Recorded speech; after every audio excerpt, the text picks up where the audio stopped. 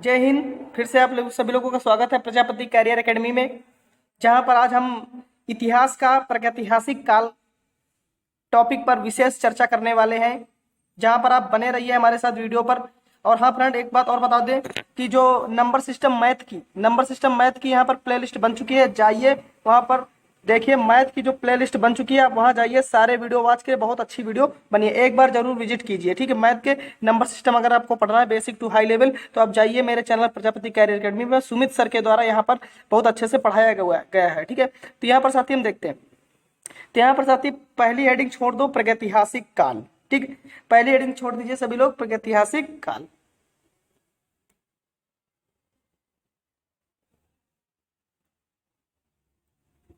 डाल दिया साथी। तो ये जो प्रागैतिहासिक काल होता है साथी, ये क्या होता है? ठीक है, ध्यान रहे, जो प्रागैतिहासिक काल है, इसकी जो खोज हुई है वो कर्नाटक का एक जिला है।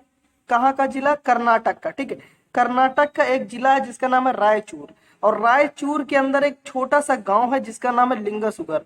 क्या नाम है इसका? लिंगसुगर। तो लिंगसुगर से पाषाण कालीन औजार प्राप्त हुए हैं।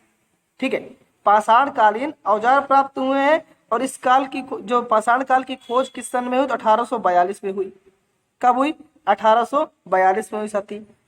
तो कर्नाटक का एक जिला है जिसका नाम है रायचूर, यहाँ एक गांव है। ठीक है, उस गांव का नाम है लिंगसुगर। आपसे पूछेगा कि जो हमारा प्रागैतिहासिक काल है, इसमें जो पाषाण काल है, ठीक है, इसकी खोज किस राज्य से हुई? तो कर्नाटक राज्य से हुई। गांव से पूछेगा तो लिंगसुगर गांव से हुई है, इंपॉर्टेंट है।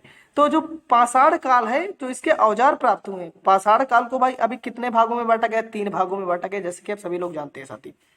तो जो पाषाण काल है, इसको 3 भागों में बांटा गया है। लेकिन स्वयं जो पाषाण काल है, इसके जो औजार प्राप्त हुए हैं, इसके जो हथियार प्राप्त हुए हैं, वो कर्नाटक के एक जिला है रायचूर। रायचूर के अंदर लिंगसुगर एक गांव नाम है। तो वहां से क्या हुए? ये औजार खोजे गए साथी। ठीक है, इतना क्लियर हुआ साथी?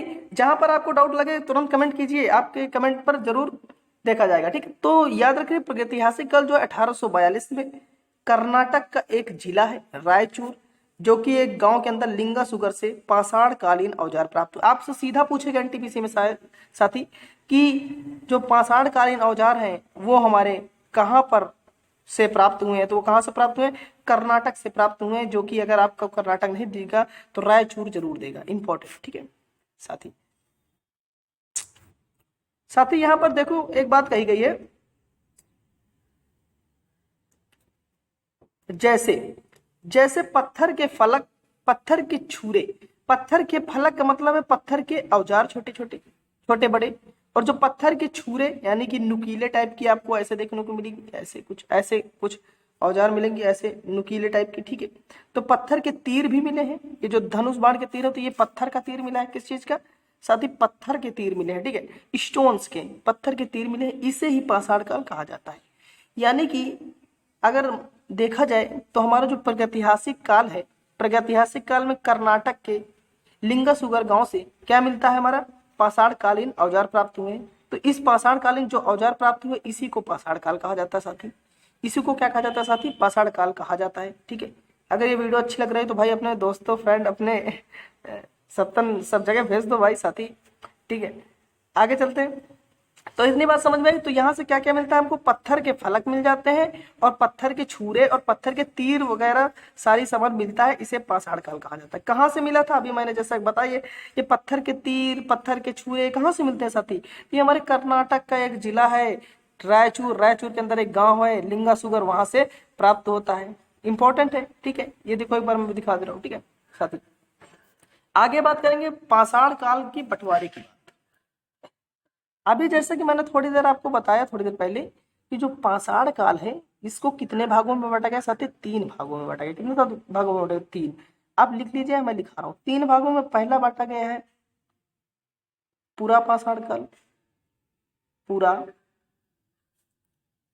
पूरा पाषाण काल। ठीक साथी, दूसरा बांटा गया है हमारा मध्य पाषाण काल, मध्य मध्य पाषाण काल।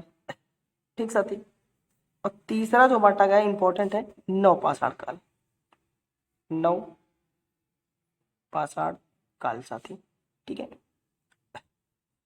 तो साथ ही एक बात याद रखना, जो हमारा पाषाण काल है उसको मुख्यतः 3 भागों में बांटा गया है। अब अभी मैंने साथी बात की है, जो पाषाण काल होता है इसके औजार कहाँ से मिले थे? कर्नाटक से मिले हैं। अब भाई पाषाण काल को भी 3 भागों में बांटा जाता है, लेकिन किसके आधार पर बांटा जाता है साथी?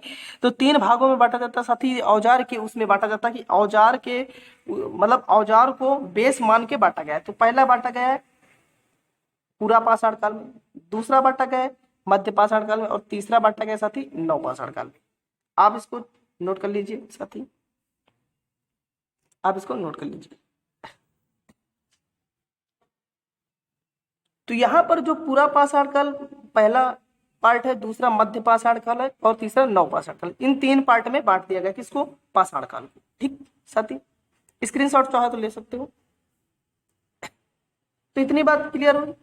अभी मैंने जैसे कि बात की कि पहला कौन सा बांटा गया है, तो पहला हमारा पूरा पाषाण काल, पूरा पाषाण काल।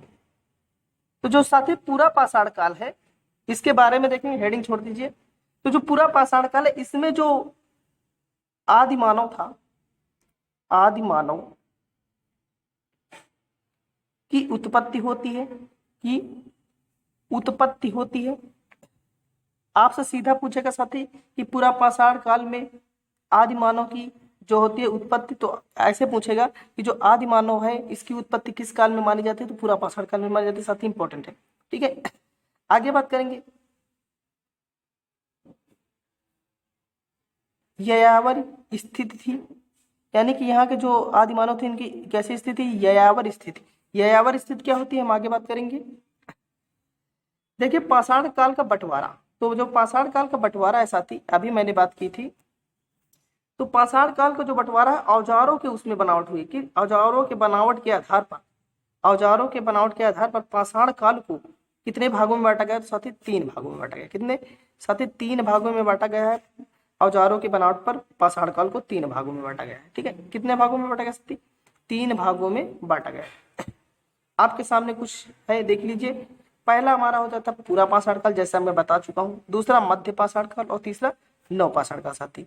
ठीक है, अभी मैंने तीनों की बात की साथी कि 3 भागों में बांटा जाता है, आप लिख लीजिए। ठीक है, आगे बात करेंगे पूरा पाषाण काल की, तो आप चाहे तो इसकी व्याख्या लिख लीजिए। यदि आदि मानव की जो उत्पत्ति है वो पूरा पाषाण काल से मानी जाती है, या फिर प्रागैतिहासिक काल भी कह सकते हैं। अगर आपको साथी पूरा पाषाण काल ऑप्शन में ना दे तो वहां पर प्रागैतिहासिक काल पर टिक कर सकते हैं। ठीक है, आपसे पूछेगा कि जो आदि मानव है, जो हमारा आदि मानव है, आदि मानव है, इसकी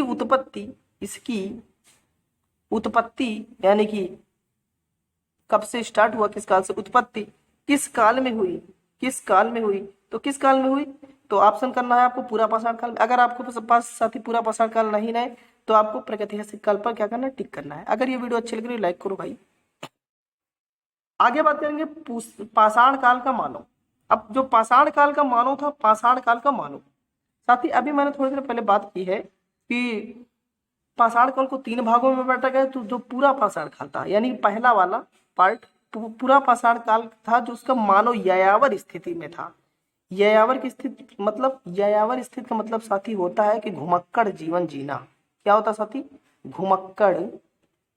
घुमक्कड़ जीवन जीना, यानी कि इस काल का जो मनुष्य था, किस काल का? पूरा पाषाण काल का।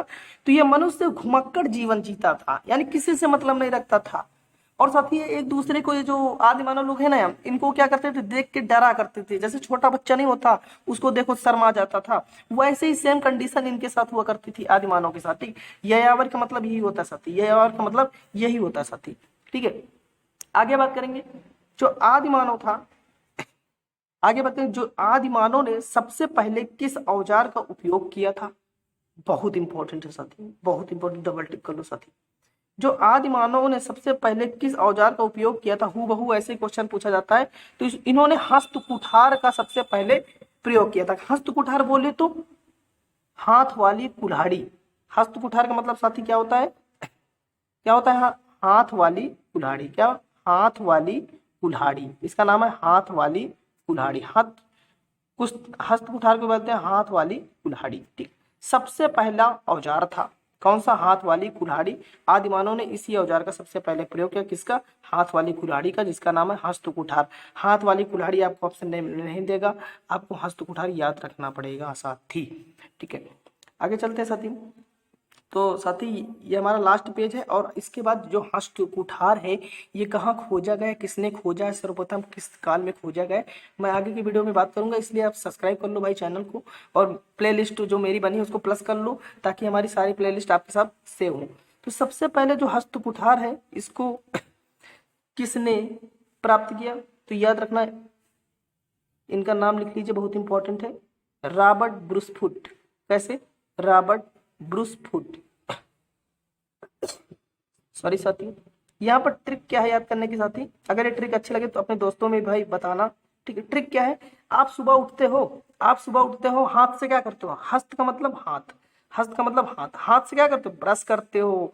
क्या करते हो? ब्रश करते हो। और ब्रश से बना ब्रश फुट। तो जब सुबह ब्रश करो तो एक थोड़ा इमेजिन करो कि हाथ से हम क्या करते हैं? ब्रश। और सबसे पहले हस्त कुठार का किसने प्राप्त किया था? तो रॉबर्ट ब्रूसफुट। ठीक, इंपॉर्टेंट क्वेश्चन। मिलते हैं फिर नेक्स्ट वीडियो में, तब तक ले अपना ख्याल रखें साथी। ठीक है।